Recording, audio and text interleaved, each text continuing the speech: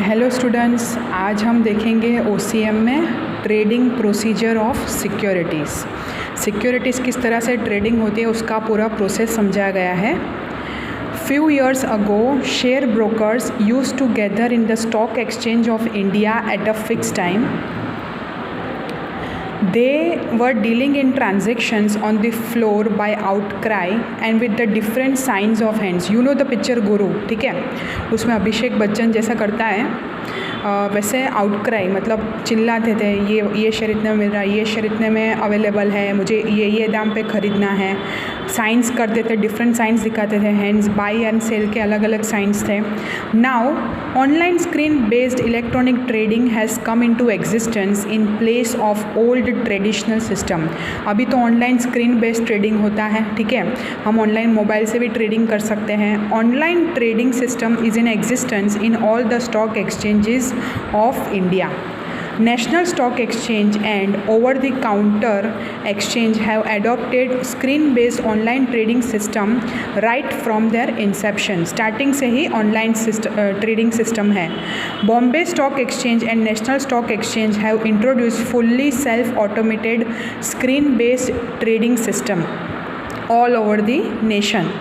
The screen-based trading system of National Stock Exchange is known as NEAT, that is National Exchange for Automated Trading, and screen-based trading system of Bombay Stock Exchange is known as BOLT BSE Online trading, ठीक है। तो इस तरह से इनका short form और name है। Investors can buy and sell their securities online because of internet trading system.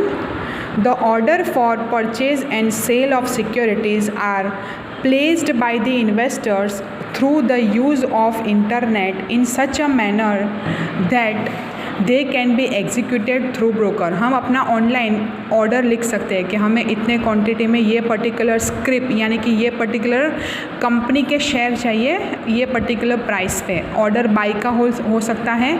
अगर हमने एक बार बाई कर लिया तो सेल का ऑर्डर हो सकता है, ठीक है।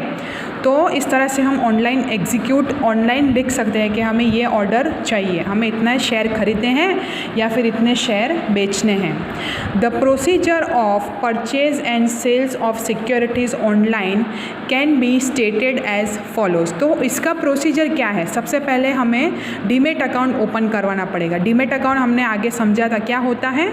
ये एक ऐसा अकाउंट होता है सेविंग्स अकाउंट की तरह जिसमें हमारे ऑनलाइन सभी शेयर्स पड़े रहते हैं। हमने जो बाई किया है वो इसमें आ जाएगा, सेल किया होगा तो इसमें से चला जाएगा, ठीक है। तो जिससे पैसे पड़े रहते हैं इस तरह इसमें ऑनलाइन शेयर्स होते हैं, ठीक है। An investor has to open a demat account with depository participant because buying and selling of only demat securities can be carried out on internet, ठीक है। तो जो भी डीमेट सिक्योरिटीज़ होती है उसकी सिर्फ बाइंग एंड सेलिंग होती है इंटरनेट के थ्रू, अगर आपके पास डीमेट अकाउंट होगा तो। फिर क्या करना पड़ेगा? Order to buy and sell. Investor यानी कि कस्टमर जो खरीदना या बेचना चाहता है, who wants to sell securities has to place the order to broker. Purchase and sale price as per script are to be stated clearly at the time of placing the order. There are two types of orders in purchase and sale of securities. हमें ध्यान से देखना पड़ेगा किसी और share ना purchase हो जाए, प्राइस प्रॉपरली लिखनी पड़ेगी, कौन से कंपनी के शेयर खरीदने हैं वो अच्छी तरह से क्लियरली लिखना पड़ेगा, ठीक है। तो दो तरह के ऑर्डर होते हैं। Limited order. लिमिटेड ऑर्डर क्या होता है? Is the one in which order is executed at the price specified by the customer. The price of purchase and sale is predetermined, ठीक है। Retail investors and fund houses place this type of order, ठीक है। जब order execute होता है जो customer ने place किया है, अगर वो आ जाता है, परचेज हो जाता है, सेल हो जाता है, तो उसको लिमिटेड ऑर्डर बोलते हैं। जनरली जो छोटे छोटे इन्वेस्टर्स होते हैं, फंड हाउसेज होते हैं, वो इस तरह का लिमिटेड ऑर्डर रखते हैं। मार्केट ऑर्डर क्या होता है? Market order is the one in which order is executed at the latest quoted price on the trading scheme और at the offer price in market. Market में जो प्राइस चल रही है, लास्ट में जो प्राइस कोट की गई थी, वो प्राइस पे अगर शेयर्स आ जाए अगर ख़रीदते हैं या बेचते हैं तो उसको based on the market price, coated price, latest price जो होती है वो मार्केट ऑर्डर बोलेंगे। फिर क्या होता है, ऑर्डर हमने प्लेस कर दिया, एग्जीक्यूशन मतलब ऑर्डर पास हो गया, ऑर्डर परचेज करना था तो परचेज हो गया, सेल करना था तो सेल हो गया, एग्जीक्यूट हो गया order. Broker executes the order as the order is received by the broker. हम ब्रोकर मतलब सपोज एंजल ब्रोकिंग है या फिर ट्रेडबुल्स है या फिर ये शेर खान है, ये सब ब्रोकर्स थे। तो अगर हमने एक बार ऑर्डर लिख दिया तो अगर वो प्राइस आ जाती है मार्केट में तो हमारा ऑर्डर एग्जीक्यूट हो जाएगा। Broker places the order in stock exchange, हमारे बिहाफ पे वो स्टॉक एक्सचेंज में ऑर्डर करेगा। Broker can deal in transaction from his office through online trading on behalf of the customer. उसकी एक अलग ऑफिस खोली होती है, वहाँ पे ये सब ऑनलाइन उसके कंप्यूटर स्क्रीन रखा होता है, हम उसको कॉल करके बता सकते हैं कि हमारे इतने शेयर परचेस करने के लिए रखिए या फिर सेल करने के लिए रखिए। अगर हमें डायरेक्टली नहीं करना है तो हम थ्रू ब्रोकर फ़ोन करके भी कर सकते हैं, ठीक है।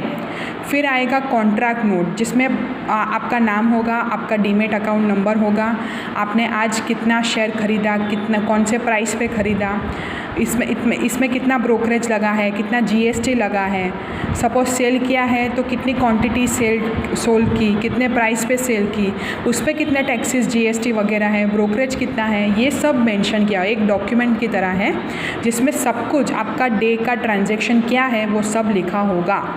तो contract note is a note in which a broker makes a note after buying or selling of securities as per the order of the customer.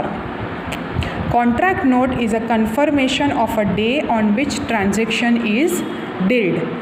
Generally, the broker sends contract note to the customer within 24 hours after transaction is dealt. Within 24 hours ये भेज देते हैं सभी customers को। Name of the security क्या क्या लिखा होता है जो मैंने आपको समझाया अभी। Name of the security, it's number, script number जो होता है, दर एक सिक्योरिटी को एक नंबर असाइन किया जाता है, इस पे से आइडेंटिफाई होता है कि ये कौन सी कंपनी का शेयर है। Price of the transaction, order number क्या था, कस्टमर वाइज डिफरेंट होता है, स्क्रिप्ट वाइज डिफरेंट होता है, ब्रोकरेज क्या है, टैक्सेस एप्लीकेबल क्या है, सब स्टेट किया जाता है, सब लिखा जाता है कॉन्ट्रैक्ट नोट में। तो contract note is a document of transaction done, ठीक है। फिर आएगा settlement of transaction. The settlement of transaction of purchase sale of securities is through settlement house in Bombay Stock Exchange, while NSCCL National Securities Clearing Corporation Limited performs the settlement of transaction done in National Stock Exchange. Settlement of transaction occurs after a day of transaction or trade. मतलब क्या होता है, अगर मैंने purchase किया होगा तो मेरा पेमेंट का प्रोसेसिंग होगा, अगर मैंने सेल किया होगा तो मेरे अकाउंट में पैसा आ जाएगा, मतलब सेटलमेंट, फाइनल सेटलमेंट हो जाएगा, ठीक है। फिर क्या है, payment of amount and delivery of security, ठीक है। अगर मैंने शेयर खरीद किया होगा तो मेरे डीमेट अकाउंट में डिलीवरी यानी कि मेरे डीमेट अकाउंट में शेयर आ जाएंगे और मेरा जो चेक दिया है मैंने पेमेंट के लिए वो क्लियर हो जाएगा बैंक में से। If the customer has purchase the shares, payment for the same is to be done prior to the pay in day. जो डे डिसाइड किया होता है कि आपको आज पेमेंट करना होगा, उसके पहले मुझे पेमेंट कर देना पड़ेगा। If the shares have been sold, delivery of shares is to be done prior to pay in day. मुझे अपना शेयर्स निकाल के मेरे अकाउंट में, मेरे डीमेट अकाउंट में से चला जाएगा, कम हो जाएंगे इतने shares. If the customer has purchase shares, delivery is done to him on pay out day. जब पे आउट होगा मतलब परचेस किया होगा तो मुझे पे आउट करना पड़ेगा। Customers receives money on pay out day if customers has sold the shares. तो पे इन डे के पहले मुझे डिलीवरी देनी पड़ेगी।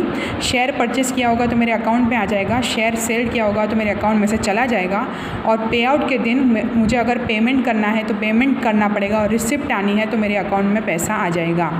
तो पे in day means the day when the seller of the shares makes delivery of shares sold to the stock exchange through intermediary. Payout day means when stock exchange makes delivery to the purchaser of shares and makes payment to the seller of shares. Payout day मतलब क्या होता है कि जब ultimately receipt and payment money का flow होता है, और पे इन डे मतलब क्या, शेयर्स का फ्लो होता है। शेयर्स कस्टमर के पास जिसने परचेस किया है उसको दे दिया जाता है, और जिसने सेल किया है उसके पास से ले लिए जाते हैं। तो ये 2 डेज आपको याद रखने हैं, pay in day and pay out day, ठीक है। लास्ट स्टेप है inform to customer of settlement of transaction. Broker will make the payment to the customer through bank in case of sale of securities. हमारे bank account में जमा हो जाएगा RTGS NEFT से directly. And in case of purchase of securities broker will make direct payment from the bank account of the customer through NEFT और RTGS। Settlement of transaction is inform to the customer through demat account. तो message आ जाएगा आपके mobile में कि आपका account में से इतने शेयर्स डेबिट या क्रेडिट हुए। डेबिट मतलब निकाले गए हैं और क्रेडिट मतलब जमा हो गए हैं, ठीक है। तो यहाँ पे ख़त्म होता है हमारा ट्रेडिंग प्रोसीजर ऑफ सिक्योरिटीज़। ये प्रोसेस इंपॉर्टेंट है from the point of view of exam. आप एक बार देख लो, समझ लो, और कुछ भी डाउट हो तो आप मुझे पूछ सकते हो। हम नेक्स्ट लेक्चर में सेबी का पॉइंट देखेंगे। आपको ये पॉइंट अच्छी तरह से समझना है, ठीक है। और एक्सरसाइज में होमवर्क देख लेते हैं। MCQ में 9 वाला देखना है, ठीक है। फिर 1 सेंटेंस में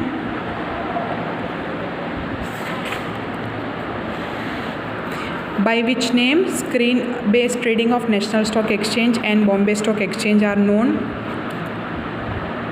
what is mean by contract note in purchase sale of securities. Answer in detail में है परचेज सेल प्रोसीजर, मतलब ये वाला ट्रेडिंग प्रोसीजर। ट्रेडिंग प्रोसीजर को परचेज सेल प्रोसीजर भी बोलेंगे, ठीक है। इतना होमवर्क आपको कंप्लीट करना है और मुझे लिखकर भेजना है, ठीक है। और इसमें कुछ डाउट हो आज जो मैंने पढ़ाया तो आप मुझे पूछ सकते हो। Thank you.